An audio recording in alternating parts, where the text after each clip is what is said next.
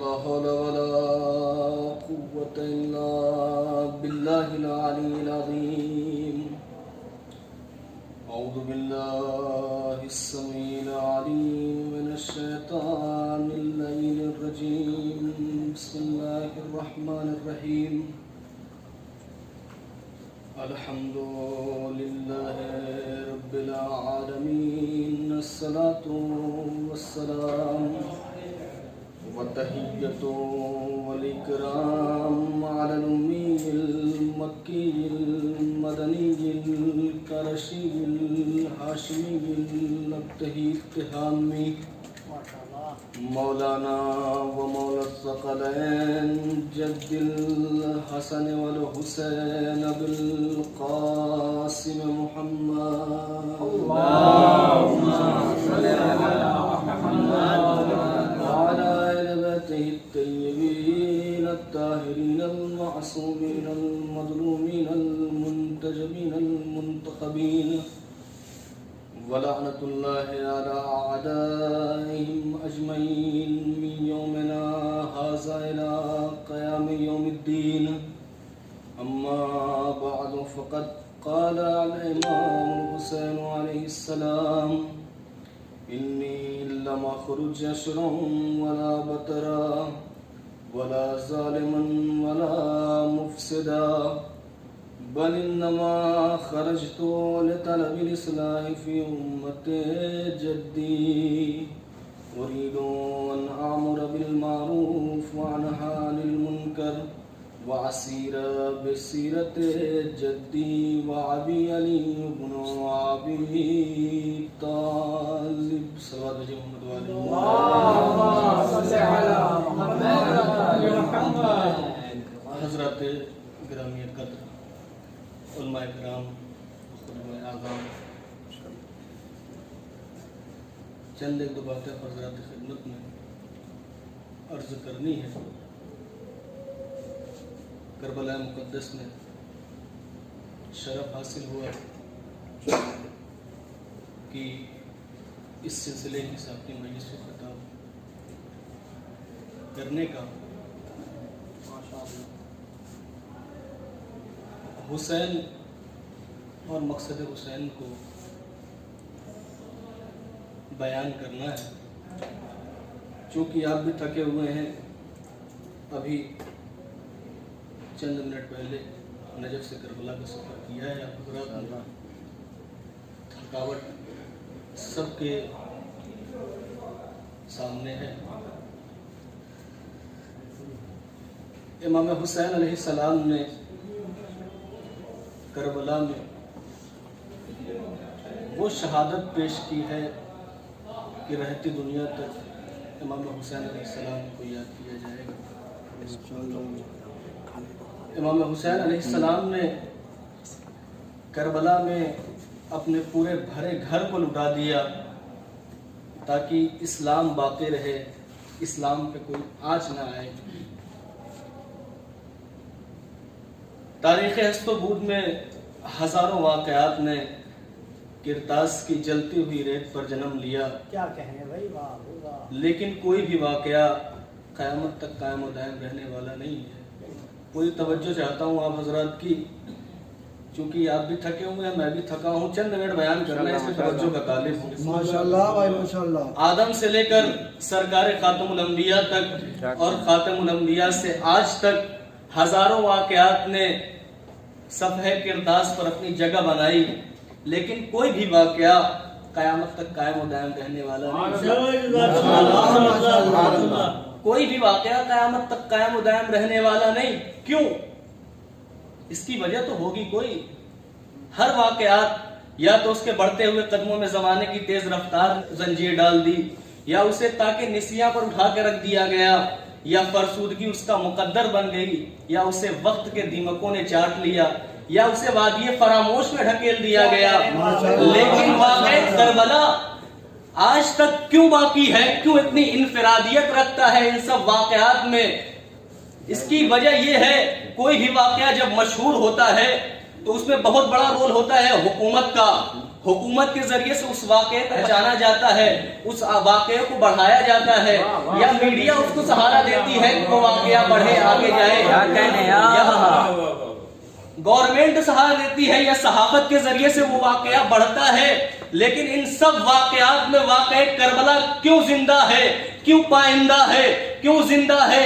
نہ ہی اس کے بڑھتے ہوئے قدموں میں زمانے کی تیز رفتار نے زنجیر ڈالی، نہ اسے تاکہ نسیاں پر اٹھا کے رکھا گیا، نہ ہی فرسودگی اس کا مقدر بنی، نہ اسے وادی فراموش میں ڈھکیلا گیا. کیوں؟ اس لیے کہ حسین نے کٹے ہوئے بازوؤں کا قلم بنا کر قوم کی خون کی روشنائی سے ضمیر انسانیت پر اس طریقے سے تحریر کیا کہ جب تک انسانیت باقی رہے گی ضمیر انسانیت میں کربلا زندہ پائے گا. کربلا زندہ و پائندہ رہے گی. واقع کربلا زندہ و پائندہ رہے گی. اس کی دلیل دے رہا ہوں، نیٹ پہ بھی مل جائے گا آپ کو. گرو نانک کو سب جانتے ہیں، اس کے پار میں جا کے دیکھیے گا. اس نے اپنے چیلے سے کہا کہ جا حسین کی عزاداری کر، حسین کی مجلس برپا کر. وہ کہتا ہے، چیلا کہتا ہے کہ میں کیوں حسین کی مجلس کروں، وہ تو مسلمانوں کے شیعوں کے امام ہے، میں کیوں جا کے ان کی مجلس کروں؟ وہ کہتا ہے کہ جا کے اپنی بہن سے شادی کر لے. توجہ چاہتا ہوں، یا اپنی بہن سے شادی کر لے. چیلا تھا لیکن ایسی بات سن کے اس کو جلال آیا. گرو جی کیسی بات کر رہے ہو، میں کیسے اپنی بہن سے شادی کر سکتا ہوں؟ وہ کہتا ہے کہ کون سی ایسی چیز ہے جو تمہیں روک رہی ہے کہ اپنی بہن سے شادی نہ کر؟ کہا کہ میرا ضمیر نہیں مان رہا ہے کہ میں جا کے اپنی بہن سے شادی کروں. ایک مرتبہ گرو نانک مسکراتا ہے، کہتا ہے بے وقوف، اسی ضمیر کو تو حسین کہتے ہیں. اسی ضمیر کو تو حسین کہتے ہیں. صلوات بھیجے محمد و آل محمد پر.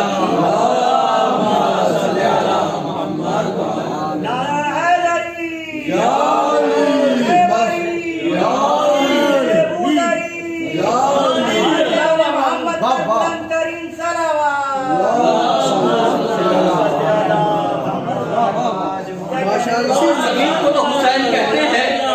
اگر حسین نے کربلا کے میدان میں 72 قربانیاں نہ دی ہوتی، اپنے گھر کو اسیر نہ دیکھا ہوتا، تو آج گرو نانک کے یہ جملے ہیں، آج نہ کوئی رشتہ پاک رہتا، نہ کوئی نسلیں صحیح رہتی. حسین کی قربانی کا اثر ہے. حسین نے قربانی دے کر انسانیت کو بقا بخشی ہے. ایک درود بھیجے محمد و آل محمد پر.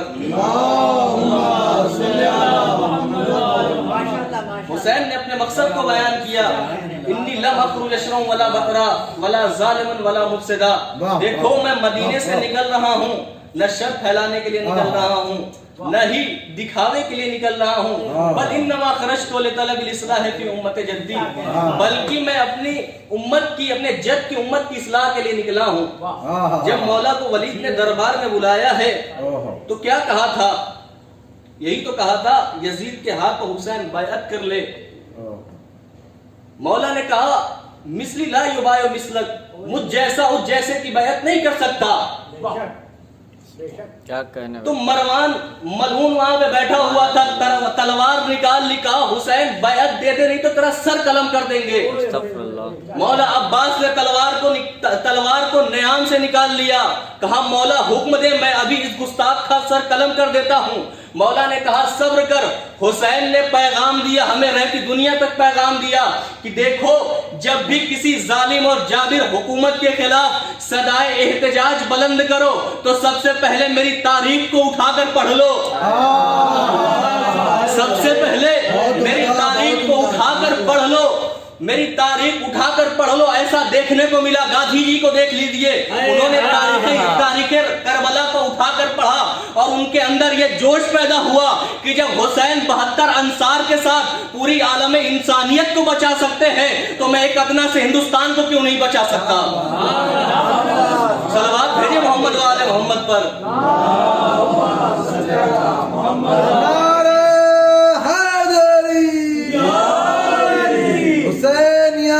زندہ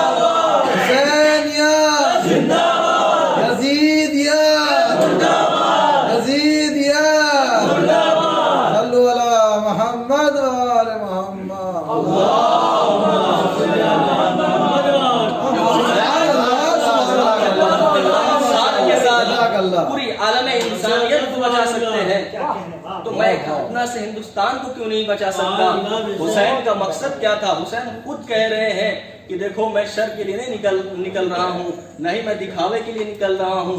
तो जब हुसैन ये कह रहे हैं कि मेरे मदीने से निकलने का मकसद शर फैलाना नहीं है, तो आज हमारी मजलिसों में शरारतें क्यों? जब हुसैन कह रहे हैं कि मेरे मदीने से निकलने का मकसद फसाद के लिए नहीं निकल रहा हूँ, तो हमारी कौम के अंदर अंजुमन बाजी करके फसाद क्यों? जब हुसैन कह रहे हैं कि मेरे मदीने से निकलने का मकसद दिखावा नहीं है, तो आज हमारी मजलिसों में दिखावा क्यों? 1000 मजलिसें सुनने के बाद हमारा ज़मीर बेदार ना हो, तो वो मजलिसें, वो अज़ादारी रस्म और रिवाज हो सकती है, हुसैन की मजलिस नहीं हो सकती। लेकिन अगर एक मजलिस सुनने के बाद अगर आपका ज़मीर बेदार हो जाए, तो वही मजलिस इबादत हो जाएंगे, मजलिस इबादत हो जाएंगे। माशाअल्लाह भाई, मकसद हुसैन क्या है? मकसद हुसैन को समझने के लिए हुर जैसा फिक्र होनी चाहिए, हुर जैसा जहन होना चाहिए। वाकई हमने देखा है करबला वालों की सीरत पे चल के लोगों ने कितनी उरूजियत पाई है। इमाम खुमैनी का देख लें, हुसैन की सीरत पर चले आज दुनिया उनको याद करती है। इमाम खुमैनी का जमाना था जब इराक और ईरान की जंग हो रही थी, तकरीबन 8 साल ये जंग चली है। उसमें चूंकि अफराद भी ईरान में कम थे, तमाम लोग शहीद हो गए थे, जवान छोटे छोटे बच्चे, 10 साल के ऊपर के, 15 साल के, 16 साल के, 20 साल के लोग उस जंग में शरीक हो रहे थे। तो एक उस्ताद लिखता है कि मैं एक यूनिवर्सिटी में पढ़ा रहा था, तो उसमें जब यूनिवर्सिटी में पढ़ा रहा था तो वहां से पिकनिक गई जहाँ पे, तो एक बच्चा था, बहुत शरीफ था, नमाजी था, आबिद था, उसको लड़कों ने घेर लिया। घेरने के बाद उससे कहते हैं कि तू बड़ा आबिद है, तू नमाजी है, तू क्यों नहीं जाके इमाम खुमैनी की क़यादत में जंग करता? इमाम खुमैनी की क़यादत में जंग करता। तो वो उस्ताद कहता है मैं खड़ा होकर सुन रहा था, लड़के उसको परेशान कर रहे थे, मैं उसके जवाब का मुंतज़िर था, वो जवाब क्या देता है। वो लड़का कहता है कि मैं ये चाह रहा हूँ कि मैं इस यूनिवर्सिटी से फारिग हो जाऊँ और यहाँ की डिग्री हासिल करूँ और दूसरी कोई बड़ी यूनिवर्सिटी में जाके एडमिशन लूँ और उसका पहला सेमेस्टर पढ़ूँ और वहाँ का टॉप स्टूडेंट बनकर वहाँ से निकल के फिर जाऊँ इमाम खुमैनी के लिए जंग करने के लिए। तो लड़कों ने पूछा कि क्यों ऐसा, तुमने ऐसा जवाब क्यों दिया? तो लड़का कहता है कि मैं ये नहीं चाहता कि लोग ये कहें कि इमाम खुमैनी के साथ जाहिल अफराद भी थे, जाहिल अफराद भी थे। कुछ दिन गुजरना था कि उस्ताद शागिर्द से मिला, तो शागिर्द नहर आरवंद है एक नदी जो इराक, बसरा और ईरान का बॉर्डर करार पाई है, तो वहां पे उन्होंने उस अपने स्टूडेंट से मुलाकात की। तो उन्होंने पूरा माजरा पूछा, कहा कि मैं इस वक्त जंग के महाज पर हूँ। तो हमले हो रहे थे, उस हमले में उनका उस्ताद जख्मी हो गया। कुछ दिनों के बाद जब वो हॉस्पिटल से आया तो उसने देखा कि फ्लेक्स लगा हुआ है और उस पे उस स्टूडेंट का नाम बहरोज था, शहीद बहरोज करके पोस्टर लगा हुआ है। वो खुश हुआ। अब इस जो शहीद लड़का था उसके घर पहुंचे ताकि मैं ताज़ियत और तस्लियत पेश करूं। जब घर गए हैं ताज़ियत और तस्लियत के लिए, मुबारकबाद दी, तस्लियत पेश की, उनके वालिदैन ने कहा कि हमारे साथ एक वाकया पेश आया जब इसकी शहादत हुई। उस्ताद ने कहा क्या वाकया था? तो उनके वालिद ने बताया कि इसकी एक फूफी थी कि जो अमेरिका में रहती थी, वो जब आई है तो उसने एक जुमला कहा कि क्या जरूरत थी इमाम खुमैनी की क़यादत में इसको जंग करने की, जो कि शहीद हो गया, इसको अमेरिका या लंदन भेजते, डॉक्टर की डिग्री हासिल करता, पीएचडी करता, ये डॉक्टर बनता, साइंसदान बनता।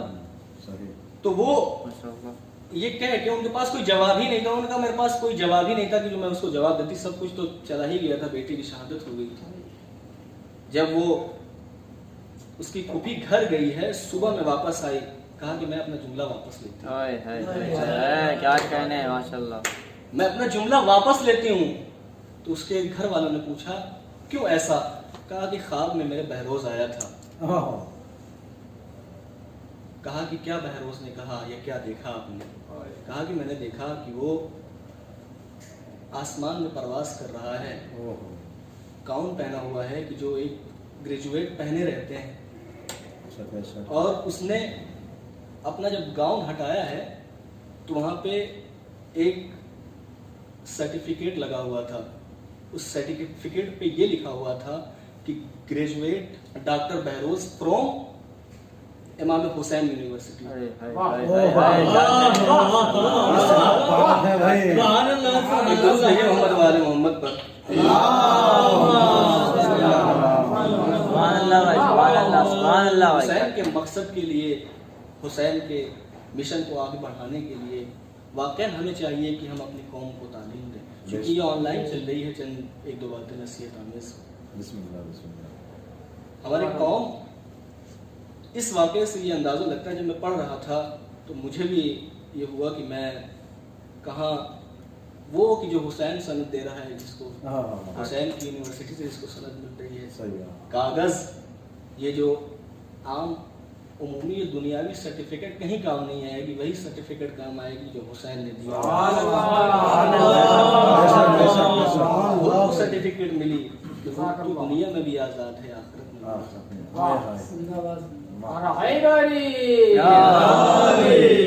کربلا صرف سننا کافی نہیں ہے، کربلا کو سمجھنا.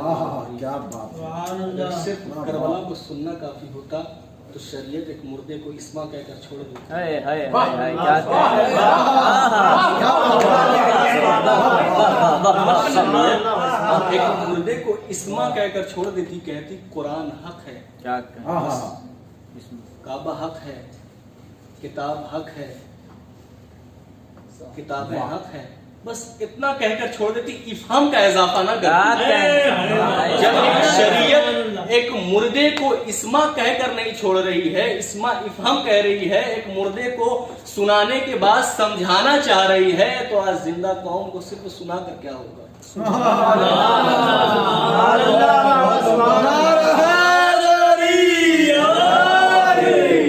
زندہ قوم کو سنا کر کیا ہوگا؟ کربلا کو سمجھنا بھی ضروری ہے. ایسے ہی نہیں حسین نے قربانی پیش کر دی، حسین نے 72 قربانیاں پیش کی. جب عصر عاشور آئی ہے، تمام شہداء کی فہرست بنائی جا رہی ہے. ایک 13 سال کا بچہ کھڑا ہوتا ہے، کہتا ہے چچا کیا شہیدوں کی فہرست میں میرا نام نہیں ہے؟ ایک جملہ بڑا دل بے قرار کر رہا ہے. امام زمانہ فرماتے ہیں کہ سلام ہو میرا اس جد پر کہ جس کی پسلیاں دائیں طرف کی پسلیاں بائیں طرف. چچا کیا شہداء کی فہرست میں میرا نام نہیں ہے؟ ایک مرتبہ مولا تڑپ جاتے ہیں، کہتے ہیں کہ بیٹا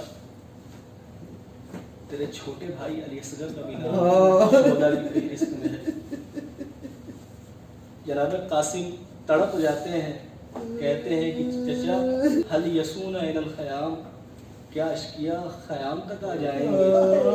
مولا تڑپ جاتے ہیں، کہتے ہیں کہ بیٹا قاسم علی اصغر کو میں اپنے ہاتھوں پہ قربان کروں گا. میں کہوں گا مولا آج قاسم کو تو صبر دلا دیا، آج قاسم کو تو دلاسا دے دیا، لیکن سید سجاد کو کیسے دلاسا دو گے جب اشقیا خیام میں آتے ہو؟ وہ وقت بھی آتا ہے کہ جب جناب قاسم چچا سے اجازت کے لیے آتے ہیں، چچا مجھے بھی جنگ کی اجازت دے دیں. مولا کہتے ہیں کہ بیٹا حسن میں تجھے کیسے جنگ کی اجازت دے دوں، تو میرے بھیا حسن کی نشانی ہے. جناب قاسم پشت خیمہ جاتے ہیں، بیٹھ کے روتے ہیں. ایک بیوی نے آواز سنی, فروا نے آواز سنی, یہ تو میرے یتیم کی آواز ہے. جناب قاسم کے قریب گئے, بیٹا قاسم کیا ہوا, تو کیوں رو رہا ہے؟ کہا اماں چچا اجازت نہیں دے رہے ہیں جنگ کی. جناب فروا کہتی ہیں بیٹا تیرے ہاتھوں پہ تیرے بابا نے کوئی تعویذ باندھی تھی, اس تعویذ کو کھول لو, اب اس سے بڑا مصیبت کا وقت نہ آئے گا. جزاکم اللہ, خدا کوئی غم نہ دے سوائے مظلوم کربلا کے. جناب قاسم نے اس تعویذ کو کھولا اور کھولنے کے بعد کیا دیکھتے ہیں, آنسو جاری تھے. جب تعویذ کھول کے تعویذ کو پڑھا, آنسو پوچھ لیے, خوش ہو کے چچا کی خدمت میں آئے. کہا چچا, بابا نے کہا کہ جب بھی چچا پہ کوئی مصیبت آئے تو جان قربان کر دینا, جان قربان کر دینا. ایک مرتبہ مولا نے جناب قاسم کو گلے سے لگا لیا اور اتنا روئے, تاریخ بتاتی ہے چچا اور بھتیجے اتنا روئے کہ غش کھا کے زمین پر گر گئے. جناب زینب آئی, جناب زینب نے دیکھا چچا اور بھتیجے کی حالت دیکھ کر جناب زینب گھبرا گئی. عموماً بات ہے کہ جب کوئی بے ہوش رہتا ہے تو اسے پانی سے یا کسی اور پانی کے ذریعے سے اسے ہوش میں لایا جاتا ہے, لیکن ہائے رے غربت جناب زینب, اب بھائی اور بھتیجے کو کس طریقے سے ہوش میں لائے. جناب زینب نے بھائی کے رخسار پہ منہ رکھ دیا اور اتنا روئی, بھائی بے ہوشی کے عالم سے اٹھ گیا. وہ وقت بھی آیا کہ جب جناب قاسم کو مولا نے سوار کیا اور جنگ کی اجازت دے دی.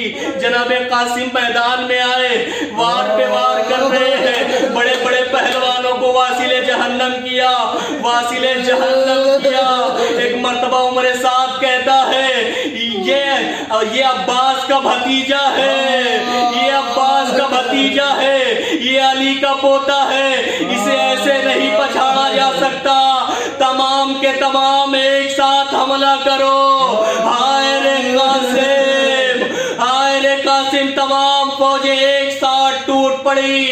جناب قاسم گھوڑے پر سنبھل نہ سکے. جناب قاسم نے آواز دی چچا مدد کو آؤ. مولا ادھر سے دوڑے, جناب قاسم گھوڑے پہ سنبھل نہ سکے, زین سے زمین پر آئے. جناب قاسم جب تک گھوڑے پہ تھے تو قاسم تھے, جب زین سے زمین پر آئے ہیں قاسم نہ رہے بلکہ تقسیم ہو.